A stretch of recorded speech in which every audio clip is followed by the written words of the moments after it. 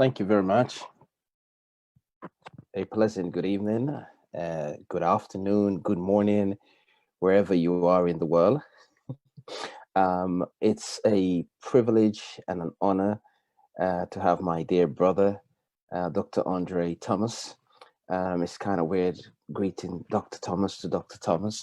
Um, and it feels kind of weird also having to say Thomas to Thomas. But thank you very much. The Lord has definitely blessed us with, like it said in the scriptures, I will establish your name. And most certainly, He has established this name in terms of making impact and change across the world. I want to greet all the fellow panelists, all the people that are listening across from different parts of the globe. I like the name Daniel and Esther because these are two significant people in the history of global change. Esther, because of the radical changes she did for the people of Israel during a time of austerity and problems, and she was able to be a game changer by strategically where she was positioned. And Daniel, a man that impacted the empire of Mesopotamia right until current times of the recent days of Baghdad. And that influence of what he created during the Babylonian system, how he was able to redirect things, is actually a remarkable piece of history. I am going to see if I can share my screen because I would like to um, get across to you what I have prepared. And while I do that, I'm going to see, okay, this is it. And share.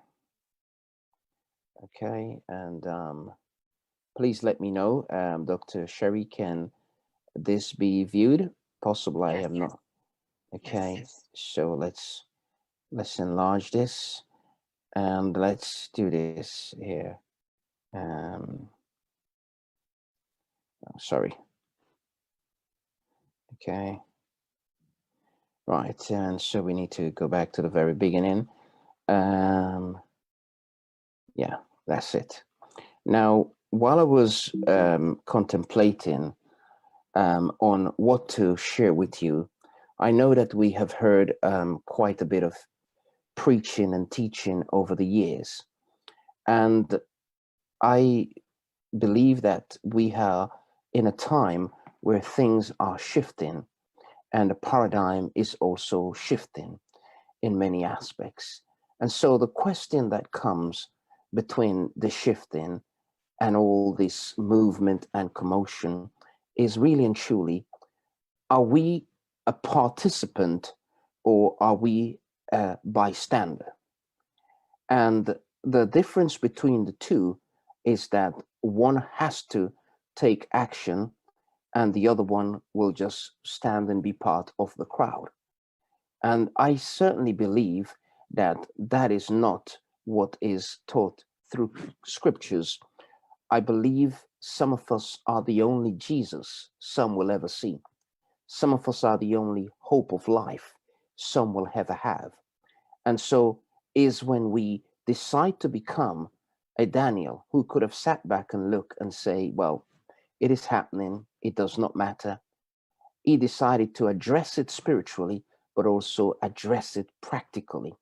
And he took steps to actually show what he meant.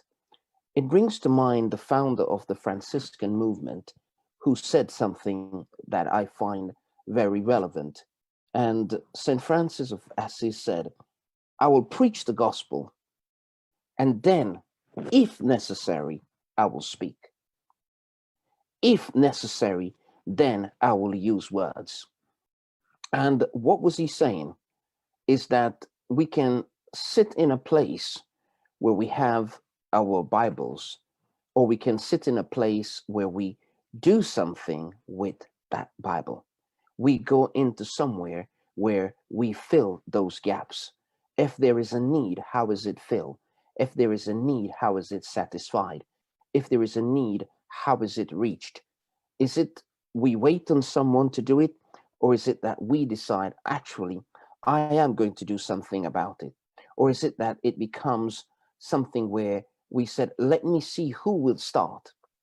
And what I want to apply here as the key part of wisdom, you see, I like what Dr. Andre kicked off with. You need wisdom. Information anybody can have. Application of that information is where is key. Let's take, for example, a pilot. He may have 20 degrees. He may have X amount of studies, exams he has passed. But until he does not have over a certain amount of hours of flight experience, it's very unlikely he will be entrusted to carry a unit with the life of others. I believe that that is more relevant today than ever, because there is a lack in the leadership that is not being increased. And how do you fill the gap in the marketplace? Someone said that if you are like everyone else, you will just be another number. Only people that steps out of the ordinary become extraordinary. Anyone that decides to remain ordinary is what is doing what everyone else is doing. Extraordinary people stands out with a difference. They stand out in how they apply themselves. So in order for you to fill the gap, in order for you to be visible and acceptable to fill the gap in the marketplace, be it in church, be it in government, there has to be some extraordinary action taken. What does that mean? It's a sermon that Christ spoke about. He said, if somebody asks you to go 1 mile, make sure you go an extra one. What is the extra mile required in filling in the gap is where most of the people are not willing to go. It's very easy to sit and analyze, criticize, judge, but who is there willing to start? Who is there willing to get it wrong? Who is there willing to take the risk to say, I am going to give this a try in order to make a difference for there to be a legacy? None of our historians ever achieve anything by just sitting down and being like everyone else. Every single one of them stepped out of their comfort zone, stepped out of where they were, and went into the extraordinary. Now, I want to get to the 6 key points I would like to cover, and I will run through them very quickly. And these applies to me in terms of my profession. So number one is transcending the barriers of the legal profession. 2, the ladder of success. 3, step taken into progress. Then we get into filling in the gap. And then 5, breaking those barriers. And 6, a God-led approach. I left it at 6 because 7 is the perfection of God. And that's where he comes in to complete the rest that we have to do. But let's look at the first thing. In progressing, the first thing we look at is success. And everybody is familiar with that terminology, success.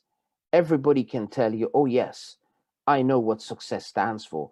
I know what success is. Everybody can tell you that. Now, the first thing that comes to mind is the status of having achieved and accomplished an aim or objective.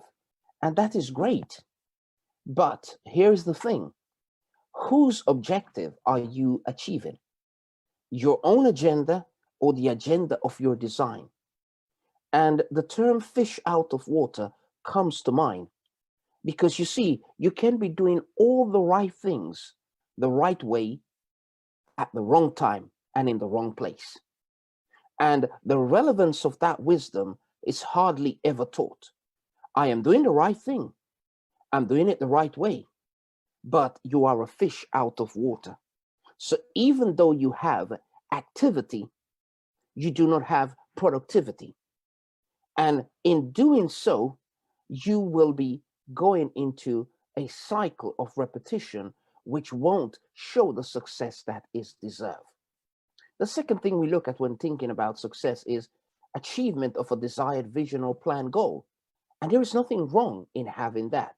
We need to have desired vision and plan goals.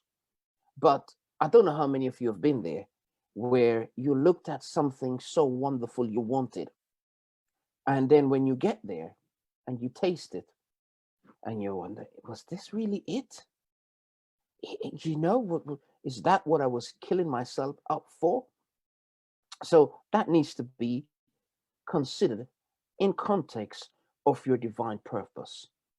Success is considered attaining wealth, prosperity, and or fame.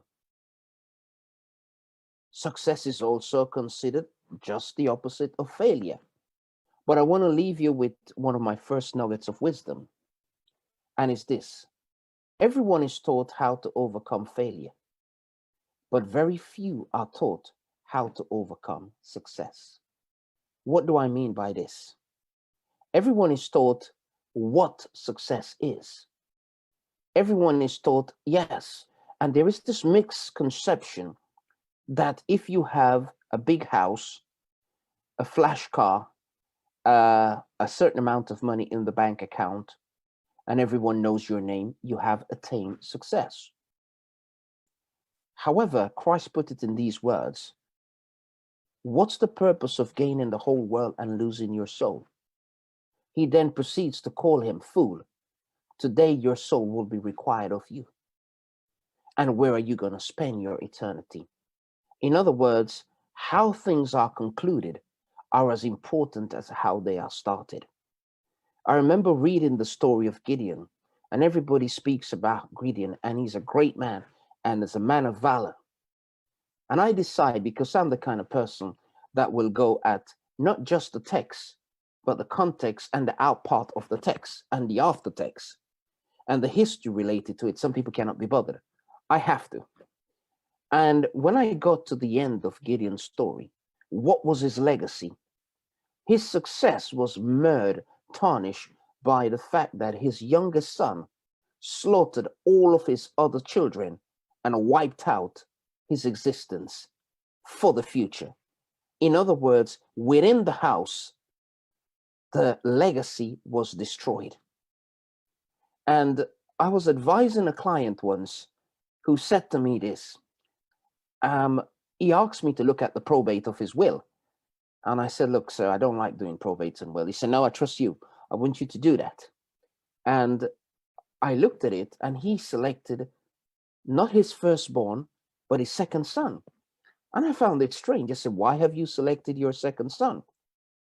He said, why do you think? I said, well, I'm shocked because it says here that he's had more disaster than anybody. He's been bankrupt 2 times. He's caused a lot of havoc. And he said, and where is he today? I said, oh, yeah, he's got another company. He said, how much is it worth? And I said, well, about 4.5 million. He said, that's your answer. Each time he fell down, he knew how to get up. That is why that's the one I am leaving the legacy to. He said, my oldest one is a silver spoon boy. If I leave the company to him, the moment disaster strike, he is going to capitulate. He has not been taught how to look beyond success. He does not know how to overcome that. Rather, he's overcome by it. So I'll leave you to contemplate on that as you go further. My next point is vision. A future-orientated concept. Is that really what it is? Is it vision a mental image of a possible or desirable future state? Or does vision describe apparitions for the future? Or is it a fundamental part of our existence? Well, the answer is it's all of them. You see, majority of human beings rely on sight. And in doing so, they neglect some of their other senses. So a part of the brain, and I'm going to come to that in a bit, a part of the brain that is meant to be operated becomes handicapped because there is a constraint or a drag in only what people can see. And anybody that has done psychology would have seen that when they talk about perception, they tell you that perception only paints 50% of the reality that's what in front of you, because you might be looking at the tree in front of you and believing that is actually a jungle, when in reality it's not. So vision is key. Without vision, the people perish. And vision is not something that you imagine, you make up. Vision is, where are you looking to go? Where are you looking to be? Where are you looking to arrive? Not just for your personal target. And here's the part, when we say we are Christians, the vision cannot be a self centered vision. You cannot have God and self in one. It does not work. Either you having his vision or your vision. You see, the Latin word tells you that anything that has do or da is dual, and dual is two visions. So it becomes dos, which means two visions. And that's where you end up with a problem with division. That's the construct of the word. And division is understood when there is a conflict within a place or a house or a business or a church concept. But if there is a division between your own self, because you cannot see clearly what you are meant to see, you are going to be a divided house within your own persona. And as David said, he learned how to conquer all the external battles, but his greatest struggle was overcoming the battle within. And I can guarantee you, folks, if you're fighting with yourself, no matter who prays for you, doesn't matter how much oil is poured on you, doesn't matter if you're going to fasting for 50 days, that type is not going to be coming out until you say, I want to receive my sight. Vision is critical. And by vision, it means also how your mind is set up. And I'm going to come to that in a minute. So that's my second nugget to you. I'll conclude by saying this where vision is concerned. If you have blurred image, you will have blurred thoughts. If you have blurred thoughts, you will have blurred actions.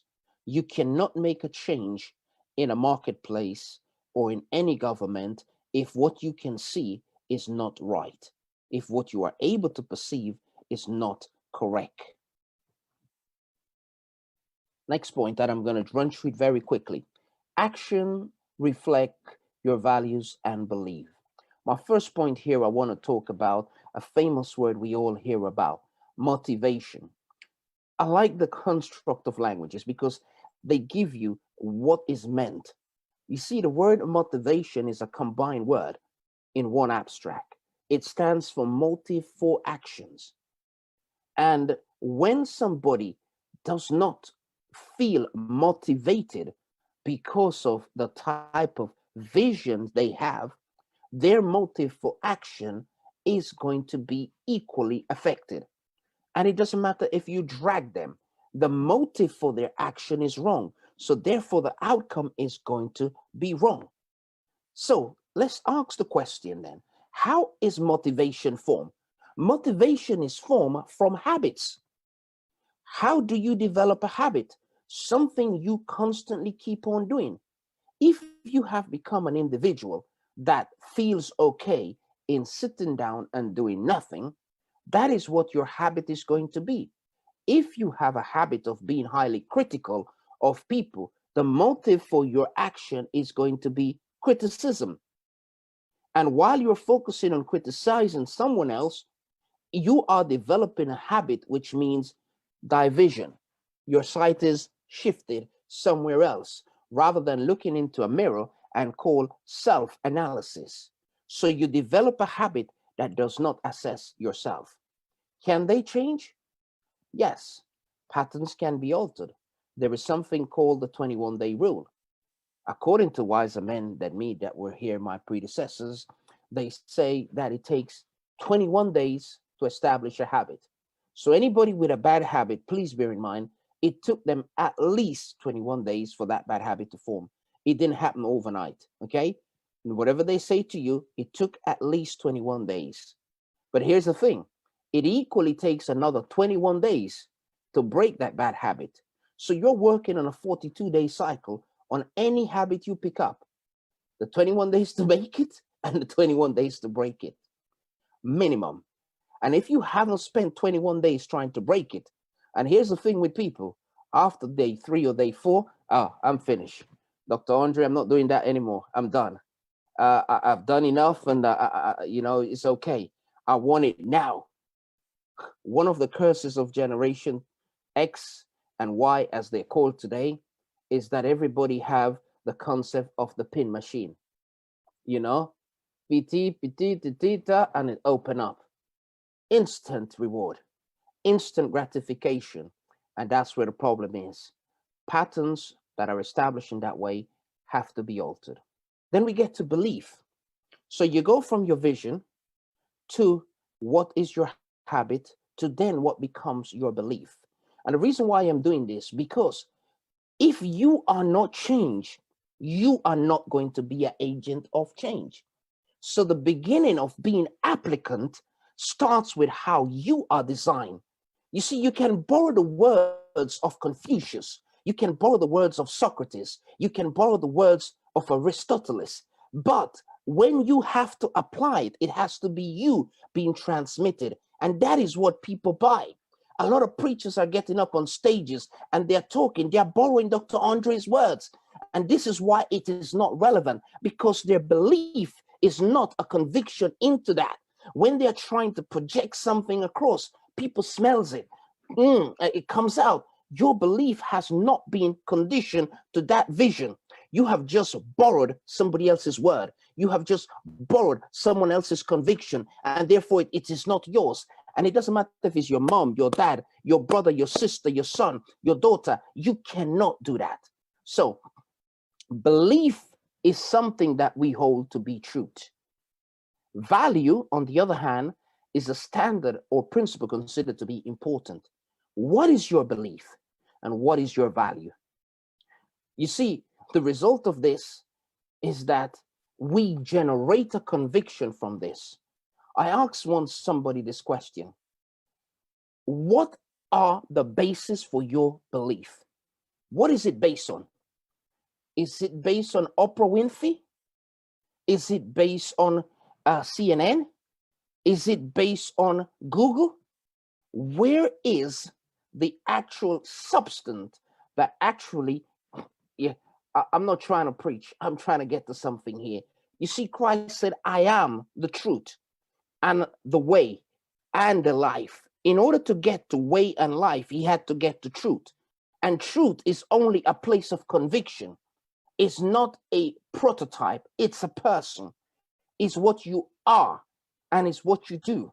And so therefore, when we are talking about the result of belief and value, it comes as what you are. You have to become a part of truth yourself. And let me carry on, because it's not appreciated. I'm just running through this very quickly. Then we get to the last point here of this segment, which is your experiences. So experience can be determined by values and belief. Most of our choices are based on this. What do I mean by this? When people have become accustomed to certain things, they have that in their database as their experience reference book. Men and women do that for relationship. They do that for business choice. They do that for financial decision. But here's the problem. Your experiences are only limited to the demographic into where you are. In order to transcend, in order to become an impact, one of my greatest blessings that I had, and I'm not sure if my mom is on because she was to come on, but I was blessed with the opportunity of living in more than one culture. I had to hear Spanish. I had to hear Portuguese. I had to hear some people speaking French. And all of a sudden, this had me on a brink. Am I going to become psychologically nuts, or am I going to try and learn what they are saying to me in order to survive? My experience could have gone either way at that junction. I needed to know what I stood for. Knowing your values and belief are as important as anything else for a part of your mindset. Mindset is what the scripture describes as stronghold. If you have established a mindset, stronghold is not spirits flying in the air. No, the strongholds are here. And if you create those strongholds, the scripture says you are going to act as you think. As a man thinketh, so is he. So wherefore, that is what is going to take place. All right. What are beliefs? Beliefs originate from your thinking. Thoughts are repeated over and over. These thoughts become belief. So if you are thinking one thing, be careful. Watch your thinking, because that will derive your action. Our beliefs are the drivers of most outcomes in our life. If you believe that all you are good to be is a cleaner, which is nothing wrong with it, that's all you will ever do. And it doesn't matter who goes Shandara, you just believe that. If all you believe you're going to do is become a fisher rather than own the fish market, rather than selling the fish to everybody yourself, that is that is what it's going to be. It becomes a part of the drivers of the outcomes in your life. If I had stood and looked and believed that all I was good for is to be wearing a slippers under the hot sun, and that's what my future was going to be, I would not push past the barriers of my personal conditioning of belief. My surround product of environment would have limited me to where I could go.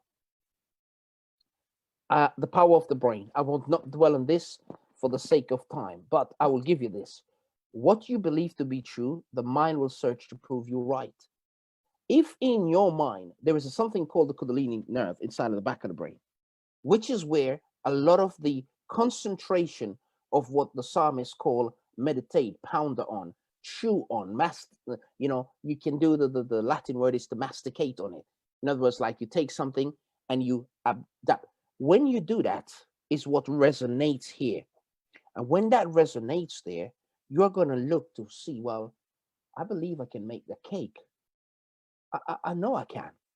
Let me try. And even if you make a disaster, you are going to try. So, and here's the point I want to go at. Why does that happen? Because whatever we focus on increases in our sight. What do I mean by this? If I'm looking at this bottle down here, close to the camera, that's all you can see. The moment I retract this bottle, you can see a panorama behind me. If your focus is just your negative situation, is just the bad things people have done to you, that's what's going to happen. That's all that's going to take place. The moment you pull yourself back from it, you shift the paradigm and you get to see differently. How do we identify belief? Well, it's based on what we tell ourselves. There could be the statements such as life is, people are, I am, that's the conviction. That's how it's established. Repetition, conviction. And if you keep on telling yourself you can do something, you will do it. If you keep on telling yourself you can't do it, you won't do it. I remember everybody told me what I could not do. The first time I went to one of my best friends, be careful of frenemies. The best time for me, I went and I said, I have the plan to establish this, and I intend to study 4 things, and I intend to get into. He looked at me and he said, you are crazy. You can't do that. He told me everything I could not do. And that deflated me. That hit me. Yeah. And then I read one of my writings. Please make writings, people. It's very important. And this writing I made, I wrote many years before. Sometimes the worst enemy of best is good. So he gave me some good advice, but he did not give me the best advice. It was based on his theory, his limitation, and I did not hold it against him. About 3 years ago, because we're still friends, and I left him there. And don't rush to dismiss people. Psalms 23 says he prepares a table before those that are your enemies. But actually, the translation says those that are anguishes, those that are people to punish you, or those that are tormentors. So he prepares a table before them. You cannot escape the point of table preparation by Psalms 23. You can try, but I recommend you don't. You will waste your time. So I went back and saw him, and I said to him, "Shall we have lunch before the pandemic?" He said, "What are you doing?" I said, "I'm doing everything you told me I could not do. Have a look." And he went, "Wow, I did not think it was possible." I said, "It's all right. Thank you for being my goalpost." I said, "You gave me a target to hit at." And I said, "Boy, did I not go for it." I said, "With every fiber in my being." And he laughed and he said, "Could you come and speak to my staff?" I said to him, "One day it shall come to pass." Now, the reason why you get stopped from becoming relevant is to do with limitation. Limitation is the greatest barrier that any person face in their path to success, to progress. If you look at your ability, you will be limited. If you look at God's ability, you become unlimited. You have to understand that his ability is the unlimited. Therefore, there is nothing he cannot do. I was saying this about 3 weeks ago to a person. My belief in God is I can walk into a place, and if he wants to, he can turn the worst person in there on my behalf. He can make a plane land for me. I've seen him do it. He can make somebody come and don't know why they have to speak to me. So my limitation has been removed from what I can do. I recognize that in what I can do, I can only maybe walk about 2 miles. I used to be able to walk 10. If I look at it, oh, wow, I'm limited. But if I look at his ability, that's when I tap into the unlimited. Beliefs develop maybe I am not good at making decision. I can't learn new skill.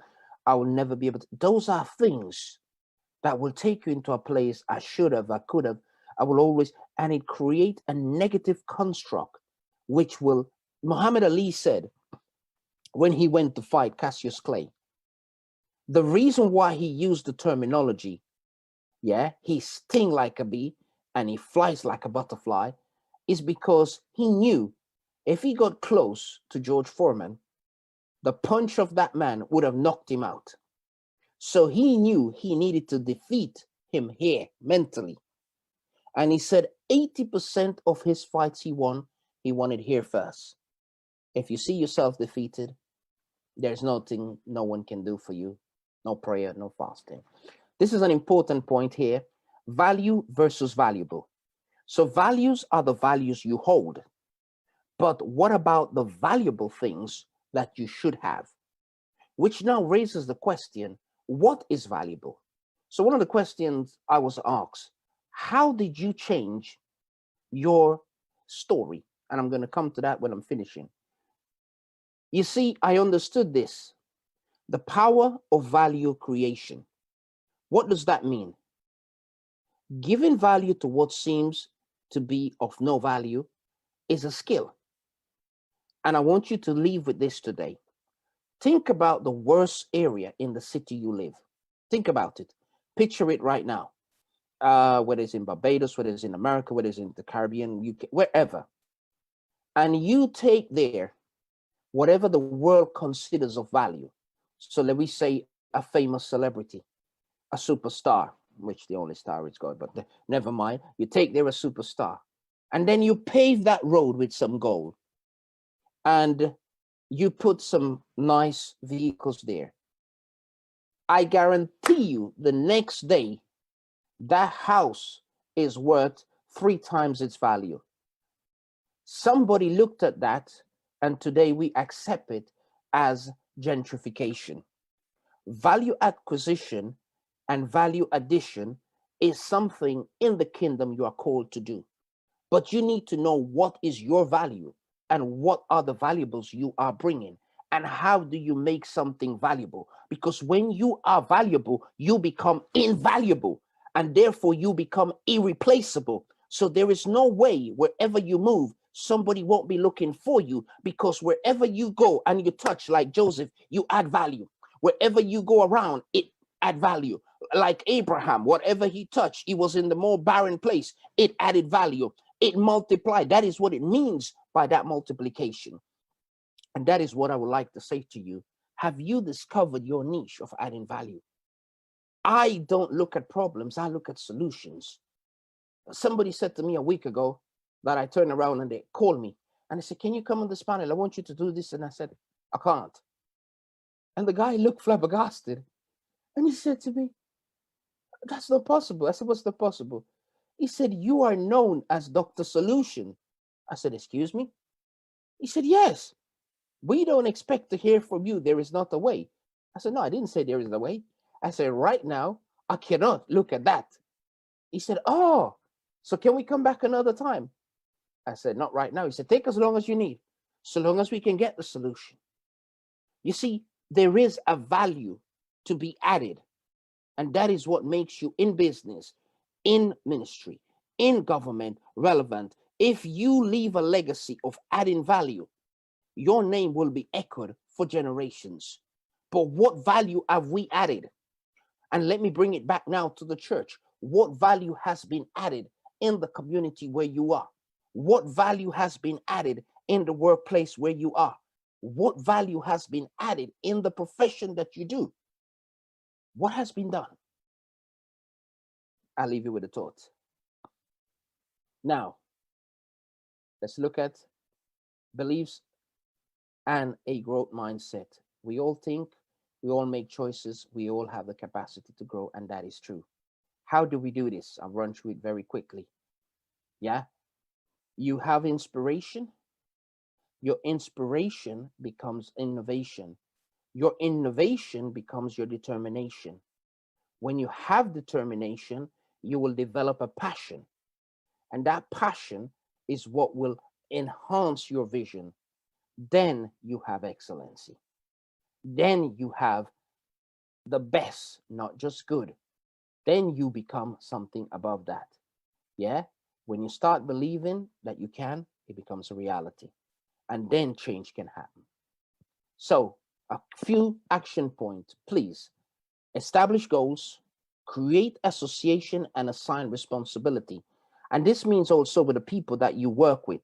What type of people are you working with? Yeah, clarity of your current position. Identify the gap. Yeah, try and find time to brainstorm your options and look at empowering possibility even in your thinking. Okay, then you identify the resources and create an accountable action plan. By that, what does that mean? That you're accountable to yourself. It's not a free man, do whatever I like, go whenever I feel like, wake up whatever time. That's irresponsibility. You have to start with self accountability. All right. Now we get to what is about me. And I will run through this very quickly on the barriers of the legal profession. And I believe is a general barrier for most of us. The first thing that I will point out to you is that we must identify that there are cultural differences. And cultural differences is not just about you are from an Asian culture, I am from an African culture. Cultural differences has to do with the way people do business, the way people think in a particular group. How do they see it? You know, if you're in Trinidad, they tell you, "Boy, I'm gonna lime." If you go to Jamaica, they say, "Yeah, man, I chill." If each place have a culture that is acceptable, you go to the Mediterranean, and if you try to work between 2 and 5, forget about it. Everybody's having a siesta. You got to understand that that's the cultural perception, and you try and go and change that, you have a problem. Okay. Second point is that is looked at as a barrier in the legal profession, which I face, is personal background. People judge based on another person's personal background, but equally, you are judged based on your personal background. What school did you go to? What university did you attend? What did your family do? Were they carpenters? Were they builders? Were they just, you know, the people of the road? What did they do? And that creates my next point, which is an unconscious bias. And the biggest trouble with unconscious bias is a predetermined judgment against people. And we ourselves need to be cautious of not doing that. That when we look at someone, we don't have unconscious bias against them. Daniel had to overcome unconscious bias, and so did Esther. And if we're talking about a platform of Daniel and Esther, unconscious bias is something that we need to be very careful of. Last but not least is a lack of opportunities. And it's measured in two ways. The circle is so tight, nobody gets access. And two, some people think I will never make it. So I graduated, but I will never make it. My opportunities will never come. If you don't have an opportunity, create your own. Create your own. Yeah. Find a balance. And faith, belief versus demands of the profession. How do I identify these? I just have one point here: moral versus money. And what do I mean by this? When you decide to make a stand for what is right, even if you don't see it now, you will reap the rewards in the future.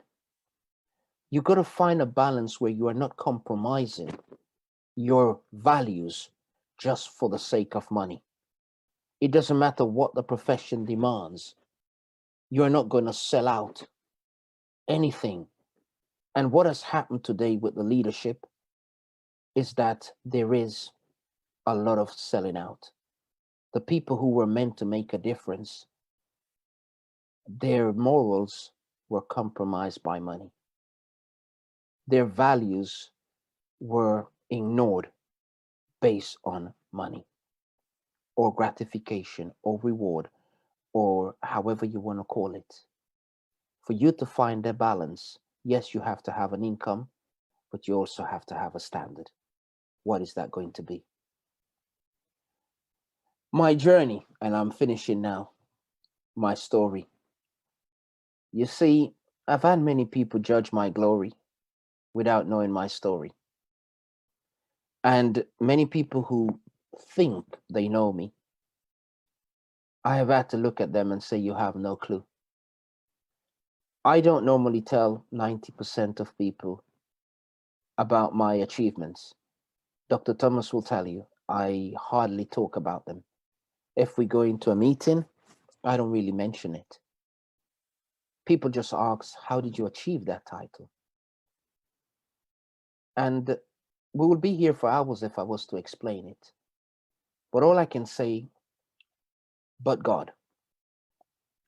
Was I the most qualified person to be the judge of others? No, I wasn't. But I had to learn how not to be judgmental. And that came from the school of hard knocks. A clear indication of where you are called to be is your dissatisfaction with something. And I was not happy with what I was seeing within the legal profession, where most of my colleagues lived for the penny. Billable hours, I don't have nothing against it, but they won't care about a person's life. They did not care about what happened, and so they became rudimentary. I decided I wanted to do things differently, and I didn't do it for no one to notice me. I just did it because the moment I discover that something is wrong, I want to put it right. Until the point that I don't know, you may have me. But the moment I find out, are you saying to me that if I eat too many McDonald's, I'm going to gain 10 kilos? Thank you. I don't need to eat anymore. Let me put that right.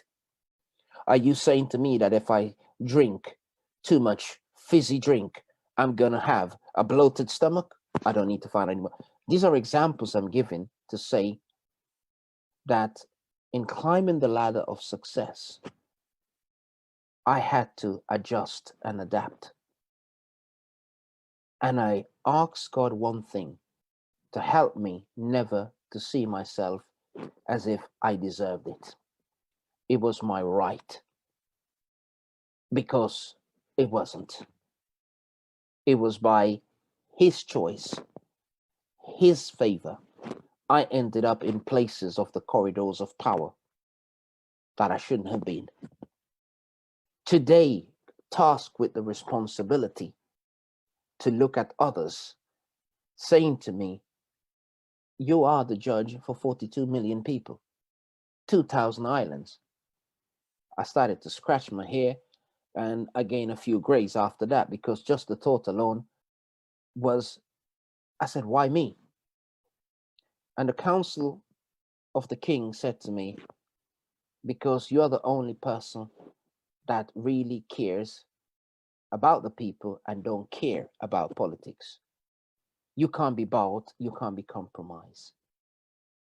But to get to that point, there was a journey, there was a story.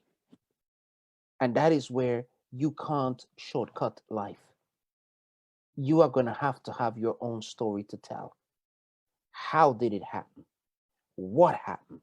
When did it happen? And it's from there that you're going to be able to draw strength to make the decisions. People talk about Solomon. Solomon's wisdom was developed in austerity. He grew up as a reject. He grew up as a bastard child to come back to be king. Nobody looks at that story, how his wisdom developed. And you see, you need to have your scars, because your scars are your stars. No general has stars without scars. And unfortunately, today's generation wants to have the stars, but no scars to show for it. They don't have the battle marks. They don't have the mark on their knees, Dr. Thomas, in prayer. They call it neology. They don't have the marks of the problems of having to shave off your hair because it started to fall out because of having to deal with so many things.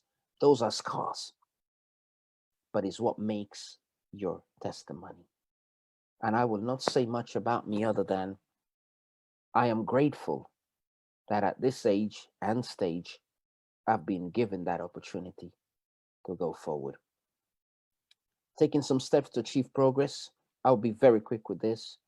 Number one, please, please change your thinking. You cannot carry the same thinking into new actions. You have to change your thinking. Start thinking. Robert Kiyosaki said, if you want to become a millionaire, you have to start thinking like one. And it's very true. Step two, start looking at things in a different light. Whatever you have before you, change the perspective. Perception is key. Turn and look a little bit to the left, to the right. Your vanishing point, try and shift it. Christopher Columbus, they said when he was sailing and he got lost, he took the ship and steered in a different direction, even though he didn't know where he was going. And that's when he landed in Trinidad. Sometimes at the very key point, that's what is needed. 3, measuring progress. Understand that you will only reach as far as you can see, as I said earlier. You have to measure your progress. How much have you progressed? What have you done? Step 4, never give up. Doesn't matter how many times you try and fail, never give up, especially if God has told you that's what you are called to be and do. David was called to be king. God anointed, hey, celebration. But he had to wait over 23 years to receive the crown that was promised as a boy. And he never gave up. Had he given up, he would have never yet told the story we know about today. From defeating Goliath to sitting on the throne, there was a long journey. That's what made him a great king. Everybody else, within a year or two, had the crown on their head. The longest lasting king. Isn't it ironic? What you sow, what you reap. He sowed in tears, reaped in joy.